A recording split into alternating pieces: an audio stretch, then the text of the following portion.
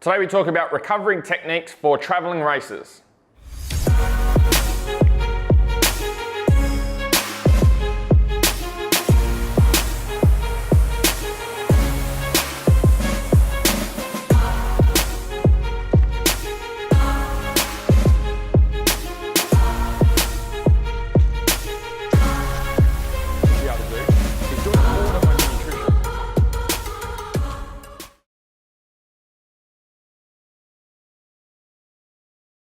Hey guys, welcome to MotoFit TV, episode number 26.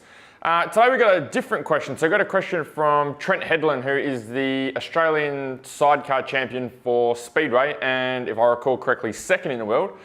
So excited to be able to work with him, but one of the questions he was asking me was dealing with travel. So obviously he's traveling around the world, and there's a lot of other riders and racers that are traveling around the world, that are traveling around Australia, that spend a lot of time in the car, a lot of time in aeroplanes, a lot of time sitting down. And I thought, what a great question, not just for him, but also to be able to help with everyone else as well. So I thought we'd spend a little bit of time on today's episode smashing through that. So in terms of travel, I suppose there's a few different things to be able to look at. And the first thing from a nutrition perspective is preparation, making sure you're organized. Okay, the amount of people that I saw just from Think gone past, that were coming up with excuses for not being able to eat well because they're stuck on the road is ridiculous. It's not Think that's causing the problem, okay? It's not being out in the desert, it's your lack of preparation. You need to be able to make sure that you're organized beforehand. You know that this is coming, you know you're going to Think, you know you're traveling, you know you're going somewhere, you know you're gonna be in the car, you're not gonna have access to good food. So you need to anticipate this, and you need to be able to plan that beforehand. So before you leave to go to Think, before you go to Hatta, before you fly around the world, before you go to the MX Nationals, if you know that you're gonna be in a shitty spot, get all the nutrition stuff sorted beforehand, okay? Don't act all surprised when you get to Think and you're like, oh, there's no shops here, there's no Coles, there's no groceries to be able to go down the road and be able to pick. You knew that beforehand. So take responsibility and be able to fix that before you even get there. Anticipate what's actually going to happen with the nutrition side. So that's the first thing. Second thing is to be able to focus on, or I suppose focus our attention on, is recovery. Okay, so after riding and racing, and even before riding and racing. So mobility and flexibility work's very important, but that's tough to be able to do when you're spending hours and hours and hours in the car.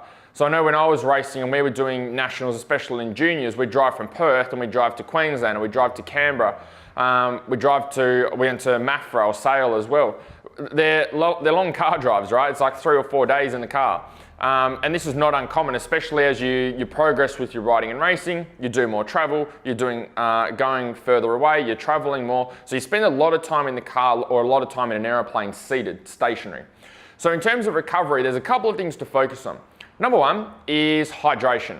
Okay, so making sure that you're hydrated, making sure you're taking in plenty of water. Often when we travel, we tend to neglect our water and our hydration, and we end up getting dehydrated. So that's the first thing, keeping on top of hydration. The other thing in terms of recovery is making sure that we are getting the lymphatic system working. So the lymphatic system is a system in our body which pumps lymph around the body with, so pretty much moves white blood cells around the body.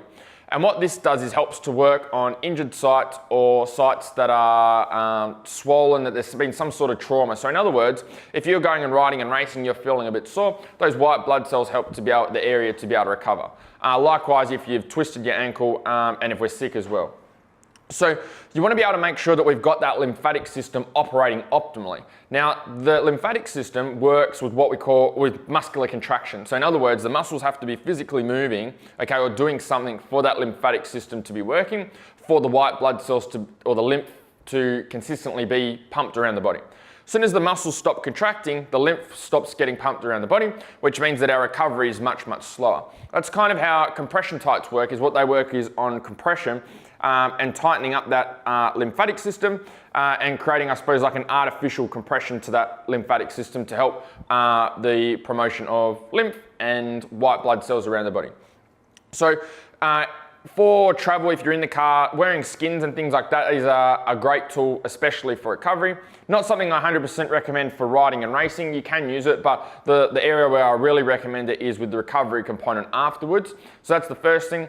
The next thing to be able to look at is making sure that when you are traveling, every time you have a stop try and get up and walk around, do some squats, do some push-ups, do some sit-ups, have a list of mobility, flexibility exercises that you work on, maybe some couch stretch, maybe some glute bridges, to be able to make sure that we're moving and we're getting that lymphatic system working. So the problem is that when we are sitting down, obviously we're stationary, there's not much movement, so the lymphatic system isn't working very well. So it's the worst thing you can do, and you see it all the time with like AFL. Sometimes I go with my partner to watch the Wildcats here in Perth for the NBL basketball.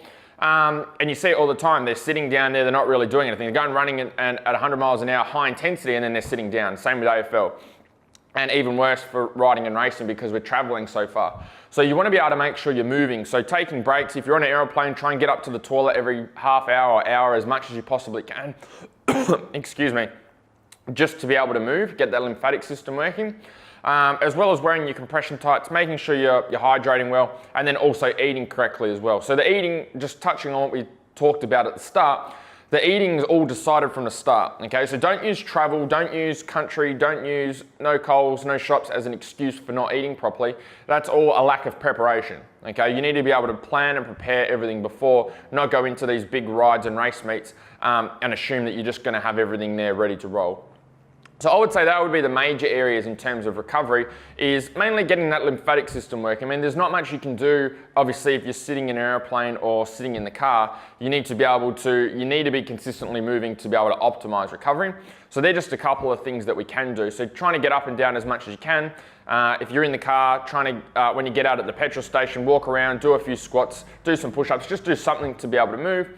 Making sure you're getting plenty of water in, and then with your nutrition, making sure that everything's been nailed beforehand. Preparation is key, okay? Don't leave it to chance when you're getting out there on race day and you're getting out to these big events. Focusing on preparation. Be organized. You know it's coming, you know it's gonna happen, so get organized before it even happens. So there's a few things to focus on for today, for those of you that travel a bit, for either MX Nationals, ASBK, sidecars, speedway, whatever it is, same principles apply, movement, okay? Try and move as much as you possibly can, because that's what's gonna help to maximize your recovery. So that's it for today. We'll see you guys next week. See ya.